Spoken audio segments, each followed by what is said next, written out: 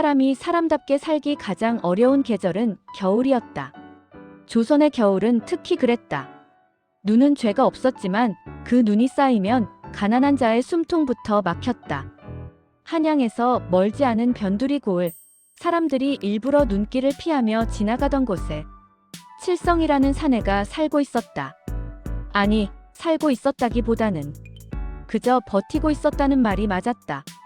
칠성이는 말이 어눌했다. 혀가 굳어 제대로 발음이 되지 않았고 문장을 끝까지 이어 말하지도 못했다. 사람들은 그를 말 더듬는 바보거지라 불렀다. 그는 설명하지 않았다. 설명해봐야 아무도 듣지 않았기 때문이다. 어릴 적 장터에서 굶어 죽어가던 어미 곁에서 살아남았고 그 이후로 세상은 그에게 단 한 번도 친절하지 않았다. 그날도 눈이 내리고 있었다.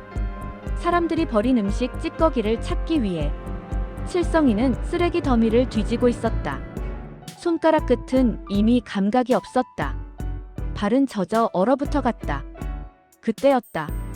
쓰레기 더미 안쪽에서 이상한 소리가 들렸다. 처음엔 바람 소리라 생각했다. 그러나 다시 들렸다. 아기의 숨소리였다. 칠성이는 깜짝 놀라 쓰레기를 헤쳤다. 그 안에는 낡은 포대기에 쌓인 갓난아기가 있었다.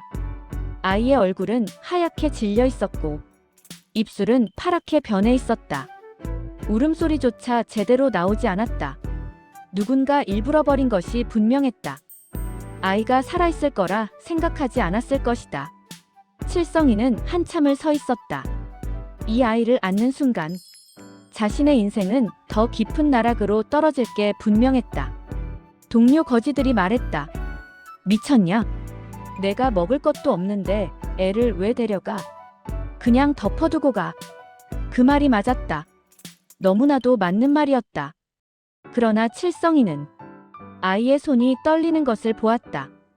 그리고 그 손이 자신의 누더기 옷자락을 붙잡았다. 그 순간 칠성이는 알았다. 이 아이는 지금의 자신과 같다는 것을. 아무도 선택하지 않은 존재, 아무도 책임지지 않는 생명. 칠성이는 자신의 겉옷을 벗었다. 그게 그의 전부였다. 그 옷으로 아이를 감싸 안았다. 꽤 괜찮다. 말은 제대로 나오지 않았지만 마음은 분명했다. 그날 칠성이는 처음으로 누군가의 삶에 책임을 졌다. 아이는 밤새 울었다. 배고픔 때문이었다. 칠성이는 아무것도 없었다. 젖은커녕 따뜻한 물 한 모금도 없었다. 그는 결국 마을에서 가장 부유한 집으로 향했다. 최부잣집. 대문 앞에서 칠성이는 한참을 서 있었다. 문을 두드리는 손이 떨렸다. 문을 연 최부자는 칠성이를 보자마자 인상을 찌푸렸다. 또 너냐? 칠성이는 무릎을 꿇었다. 말 대신 고개를 숙였다. 아이를 보여주자. 최부자는 비웃듯 웃었다. 쌀물 좀 달라고. 좋다. 그리고 말했다. 걔 흉내 내면 주지. 주변에 있던 하인들이 웃음을 터뜨렸다. 칠성이는 잠시 멈췄다. 자존심이 없는 것은 아니었다. 그러나 아이가 품에서 작게 숨을 몰아쉬었다. 그는 바닥에 손을 짚었다. 그리고 네 발로 기어다니며 깨 흉내를 냈다. 짖는 소리는 나오지 않았지만 몸짓은 충분했다. 최 부자는 배꼽을 잡고 웃었다. 그리고 쌀물이 담긴 그릇을 던져주었다. 그날 밤 아이는 처음으로 배를 채웠다. 칠성이는 아이를 안고 다리 밑 갈대숲으로 향했다. 동료 거지들마저 그를 쫓아냈기 때문이다. 그는 갈대와 천조각으로 작은 움막을 만들었다. 밤이면 아기를 가슴에 안고 자신의 체온으로 추위를 막아주었다.